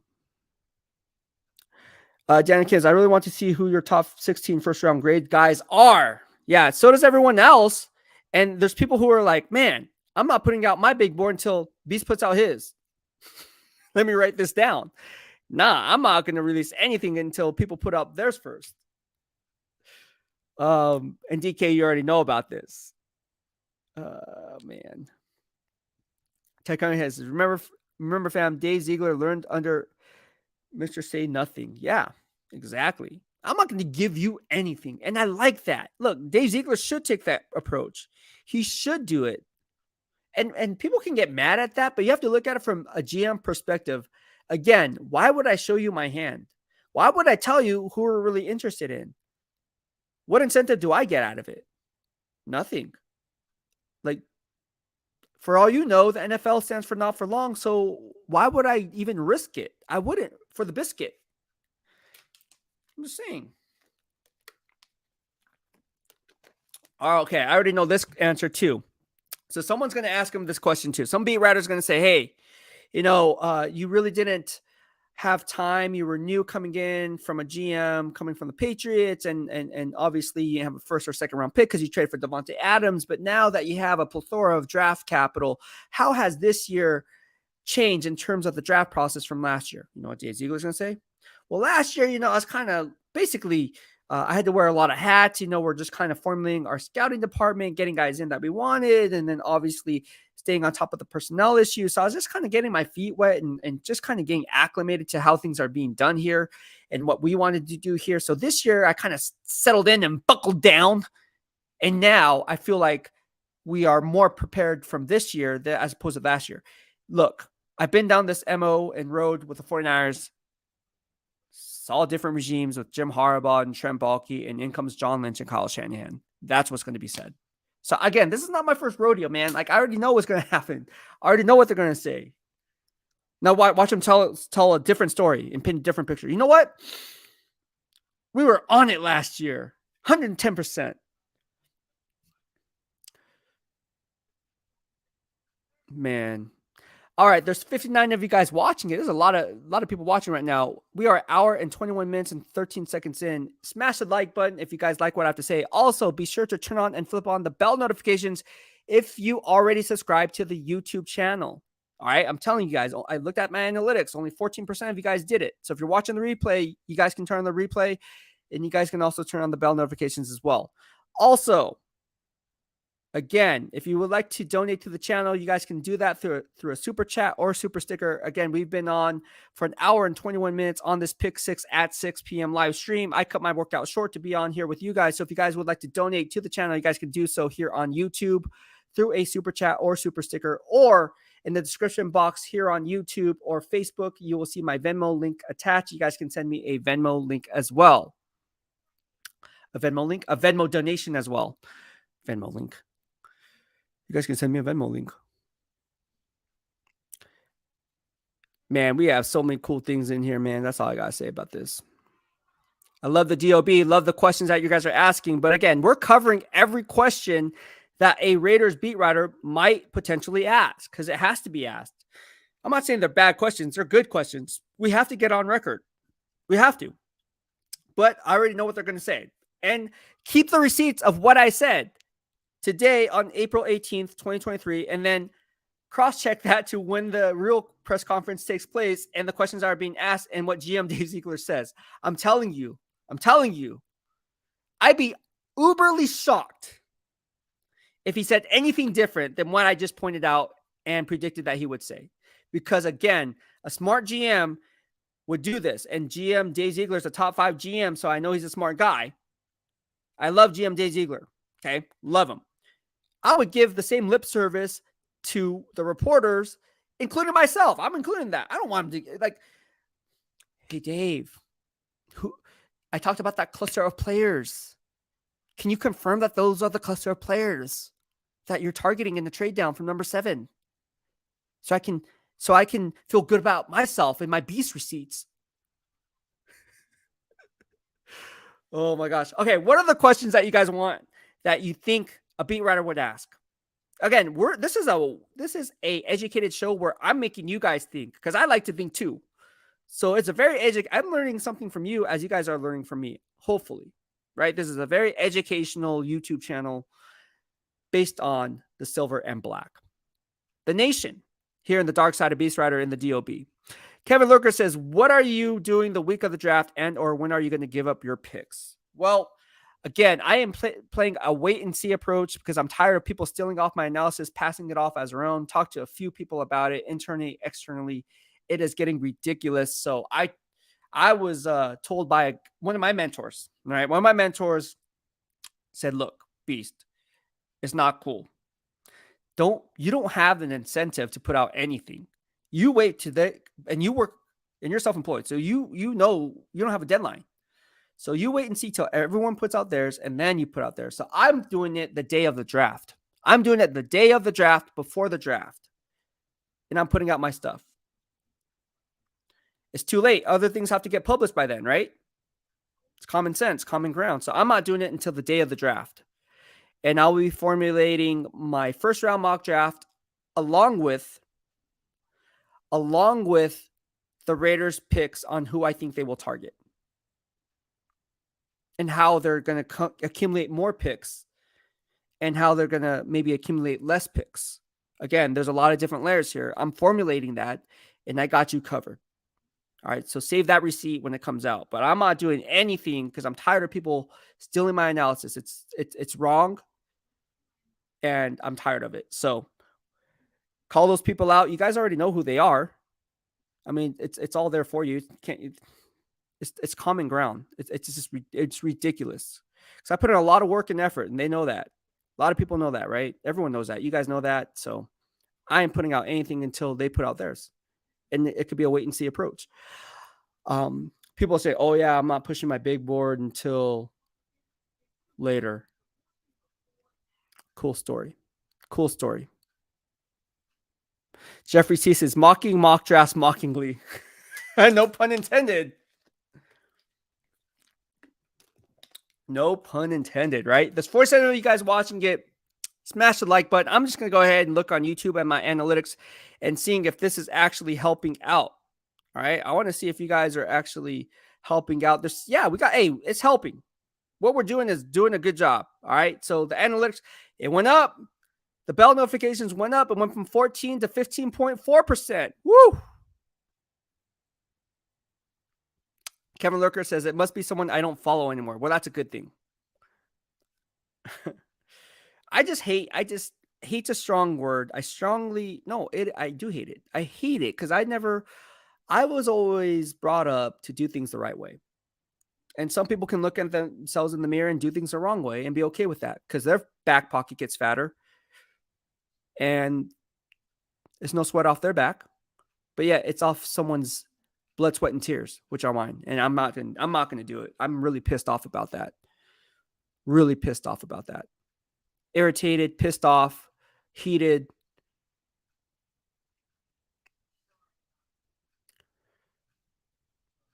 All of a sudden, people know how to watch game film. Where'd that come from? Check the beast receipts. All right. So, and getting down to it, and we're all about good vibes. Like I said, just put yourself in my shoes for a little bit. Or anyone's shoes. Like, would you like it if somebody like passed off their work as your own and then they got a raise or they got, more exposure or a pat on the back or whatever the case may be? No, you wouldn't like it because that's your work. Like, nah, bro. That ain't cool.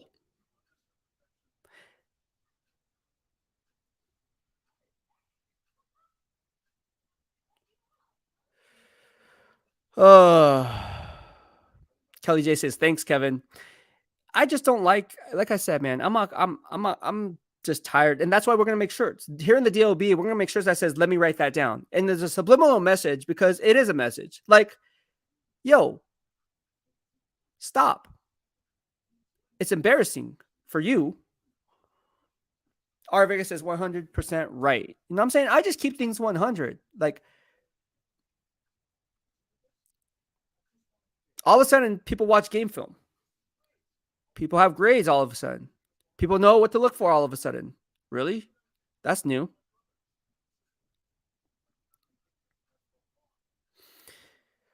All right. We are 1 hour and 28 minutes and 46 seconds in. If you guys want to support the channel here on YouTube, you guys can do so through a super chat and super sticker. I want to give a shout out to LQ19 for doing so. Thank you so much. I appreciate it. And it really does mean a lot and helps out with the channel a lot.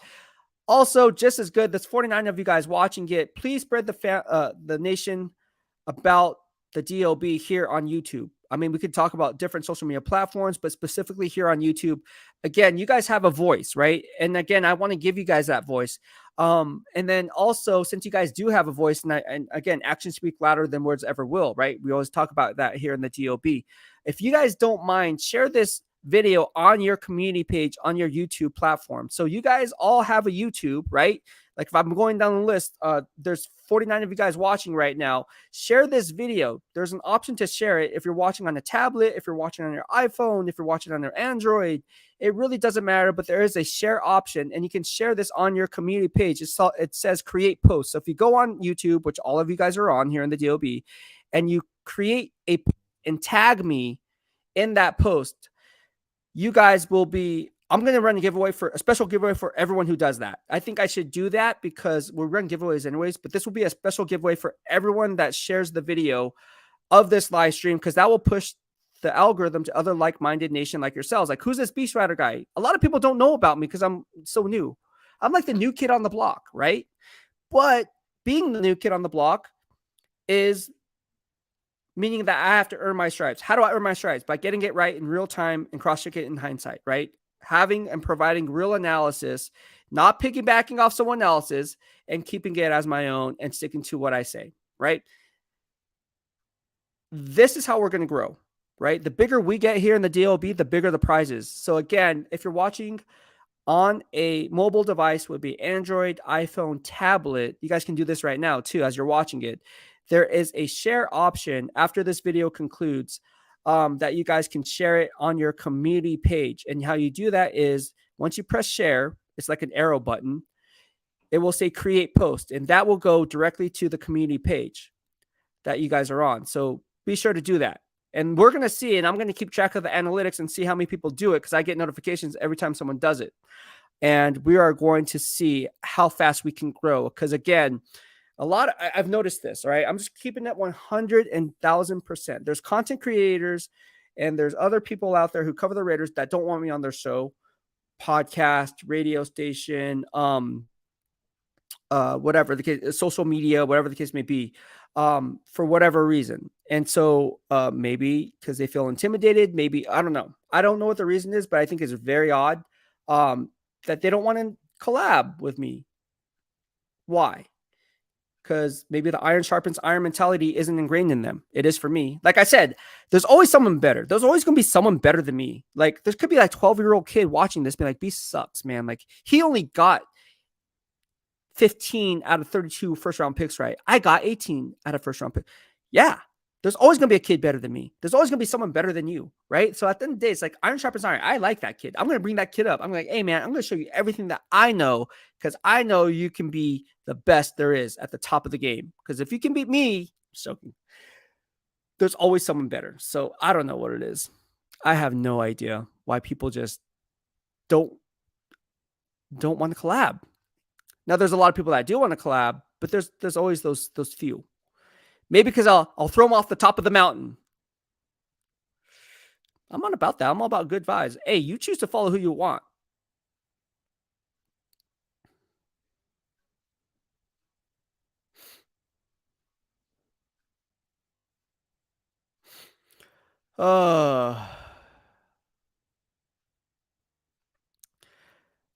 Mark 1130 says, what's up, Beast? I would love to get your insight on the number one pick. Do you think the Panthers pick CJ over Bryce Young because of the height? I'm crossing my fingers Bryce doesn't go first and Raiders trade up. I would love this. But what I'm hearing in my circle, NFL circle, is it's Bryce Young number one. That's what I'm hearing. But if it doesn't happen, I would love the fact. I would love it. I would love getting Bryce Young. If we get Bryce Young, that's an A draft for me. I don't care who they pick after. I'm joking, exaggerating a little bit. But you guys know I'm a big Roll Tide Roll fan. You also know I'm a big Bryce Young fan.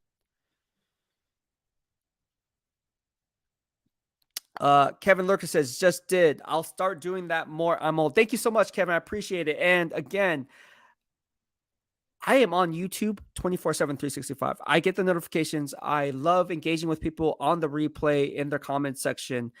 And it's all good vibes only here, man. There's never it's never a dull moment too. And you guys have all good analysis. So thank you, Kevin, for sharing the live stream on your community page. And again, it's easy. If you're watching on a tablet, mobile device, would be Android, iPhone, on your computer, on your laptop, you guys can do this simply by, there is a share button. And again, it will say create post. And if you create that post, and it'll push the nation to the DOB family, and they can choose whether they want to follow me or not. But at least their eyes are there initially to where they can make that decision on their own. You see, if you don't give anyone that opportunity, they're missing that opportunity. Does that make sense?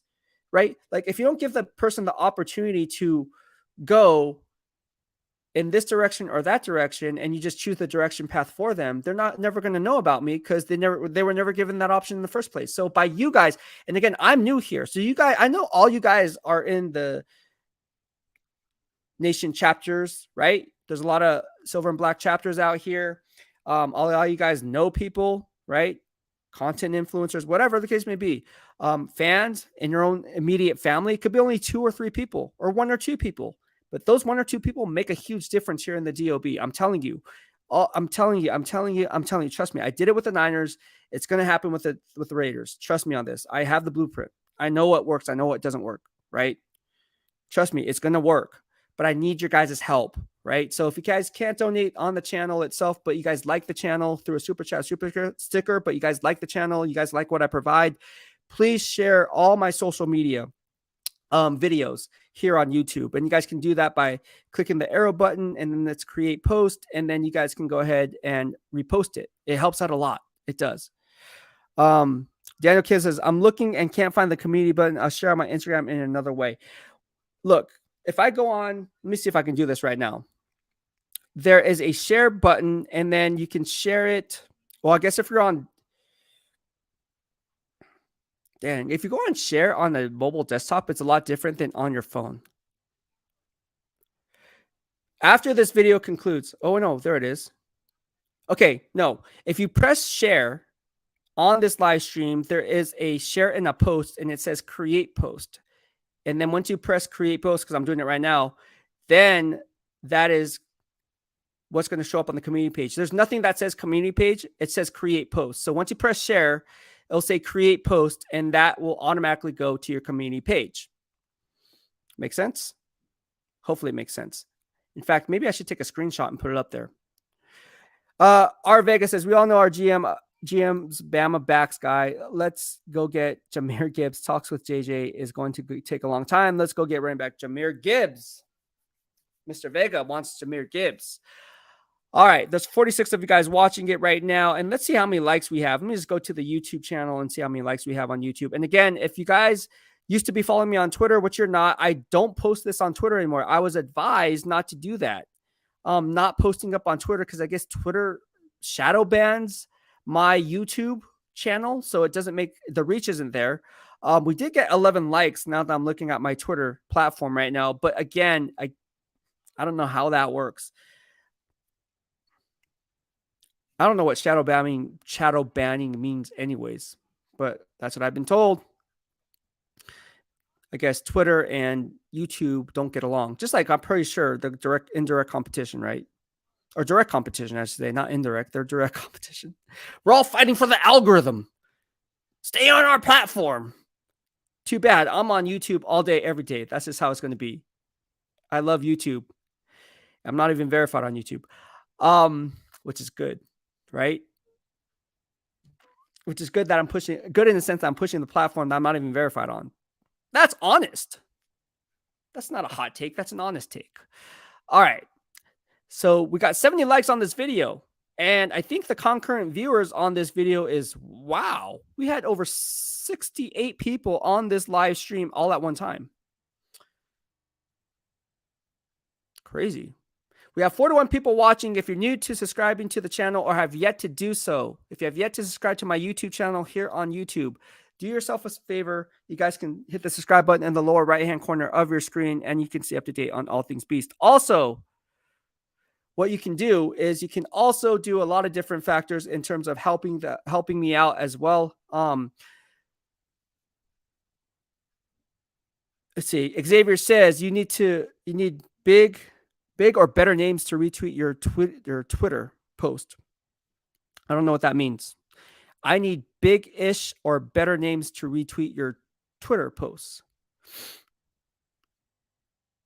I don't know what that means. I need bigger names, better names. I don't know what that means. The Daniel Kim says that the DOB wave is coming. Oh, I see what you're saying, Xavier. You're saying on Twitter, I need other bigger names to retweet my videos. They don't want to do that, bro. They do not want to do that. I tried.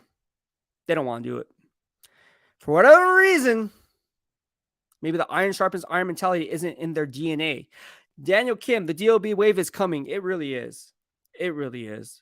But again, I'm not going to waste and spin my wheels on asking people to support me that when I support them, right? What we're going to do is we're going to push our own movement here in the DOB, and you guys will get rewarded for it at the end of the day, just like the Niner fans did. Fair enough? Because at the end of the day, it's like this. I can't force feed people to follow me. I can't force feed people to do whatever. You do whatever you want. You're grown-ass people, right? But at the end of the day, I know if you catch one live stream, if you catch one of my videos, you're going to be hooked. Trust me. I did it with the Niners. I already know where this is going. And you guys who already follow me know where it's going. And that's why I'm asking for your support here in the DOB. I'm asking. All right, there's 45 of you guys watching it. Give this video a thumbs up. And again, I think we're going to end this stream. But before I do, I just want to give a shout out to everyone who engaged with me on this platform. It's been a lot of fun. And we did go over some questions that were going to be asked. So I just want to give a shout out. Thank you, Stoic Rico. If you want to send a super sticker, go ahead and do so. Thank you so much. I appreciate it. And a little goes a long way. Look, I love super chats. I love engaging with you on this platform. I love super stickers. I also love just a simple like. A simple like goes a long way as well. So I don't want people to feel inclined that they have to send me a super chat, a super sticker, but it does help. I'm not going to sit here and lie, right? It's my 9 to 5. So again, if you want to support the channel, we were on for 1 hour and 41 minutes and 30 seconds. You guys can go do so and send me a super chat and super sticker like Stoic Rico did. Thank you so much. Mahalo, man. It really means a lot, man. It little goes a long way. You really don't know. A simple like goes a long way. We talked about this yesterday. So maybe to someone else, it doesn't mean much, but for us, especially since we're a startup, one like is equivalent to 1,000 hugs. It really is. So thank you so much, everyone. I appreciate it. So I just want to give a special shout out to those super chats. Thank you, LQ19, for the super chat as well. I had a lot of fun on this show. I hope you guys had a lot of fun on the show. And again, the biggest thing that you guys can do here on YouTube is make it educational, make it good vibes only, and then also share the content, right, to other like-minded nation like yourselves. Again, we want to push it to people so they can decide whether or not they like the DOB vibe or not. Look, if I'm not your flavor, if you don't like me talking about my own beast receipts, if you don't like any of that stuff, that's fine. I'm just not your flavor, but at least you get eyes on the channel here in the DOB and in the DOB family that, hey, look, there is something else out there that you might or might not like. But again, if they're not given that opportunity to get hooked in, then they're missing out by default. And we don't want that. We don't want any of the nation to miss out on what we have to offer here in the DOB. It's a different vibe. We're not bickering back and forth. There's other fan bases in here who are very cordial, very respectful, and bring a fresh perspective as well. So again, how I built this up, good vibes only. Dark side vibes, as I like to call it now. So again, thank you so much. Head, thank you so much for the super chat. I appreciate it, my guy. He says, can we get the DOB mob, Mahalo, MOB, Mahalo. Oh, DOB, MOB. I like it. Can we be the DOB mob, Mahalo? Yeah, you guys can be the DOB mob. Absolutely. Absolutely. And again, thank you everyone that supported me through a super chat or super sticker and just simply engaging with me through a like. Everyone who liked it. I mean, that the bottom line, if you liked the video, I mean, and engage with me, right? Don't just like it and turn it off. Engage with me on this platform. And again, if you're watching the replay, give this video a like. Engage with me on the platform. I will get to every single comment. I promise you. I promise you.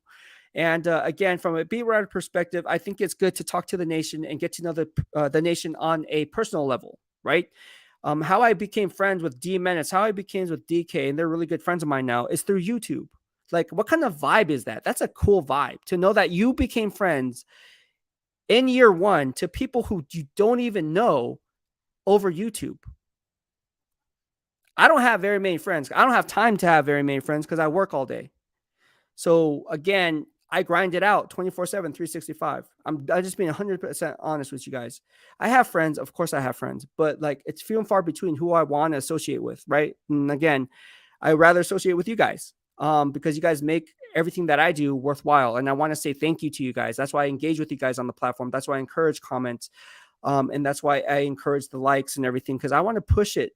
We can grow big. We had 200. You know how many followers I have with the 49ers? I have over 250,000 followers. Over 250,000. I have altogether 300,000 people that follow me from the 49ers, right? 49er fan base, right? You know where the Raider Nation is going? We're going to get bigger than that. I promise you. I promise you we will be bigger than that. And the people who have been joining me since day one, I keep track of everything. I literally have things on an Excel spreadsheet.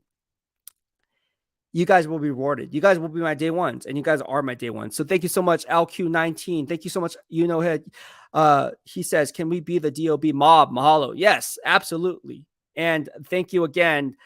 Special thanks to Stoic Rico as well for the super sticker. Really, really appreciate it. Phil Romero says, we got your back. R. Vega says, you have my support. Richard Sarabia says, fire.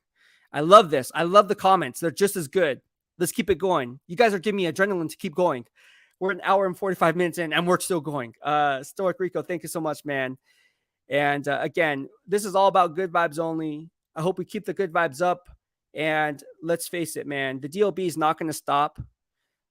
I'm not going to stop grinding for all you guys. I'm not going to stop answering questions for all you guys. I'm not going to stop giving you guys a voice, because at the end of the day, we all can provide a learning experience for one another. I learn as much from you as you guys do from me. So again, it's a mutual respect thing. And again, I wouldn't be here without you guys in my corner. So thank you so much, everyone. I had fun on this Pick 6 at 6 live stream. We're going to hop on tomorrow for a Blitz pickup.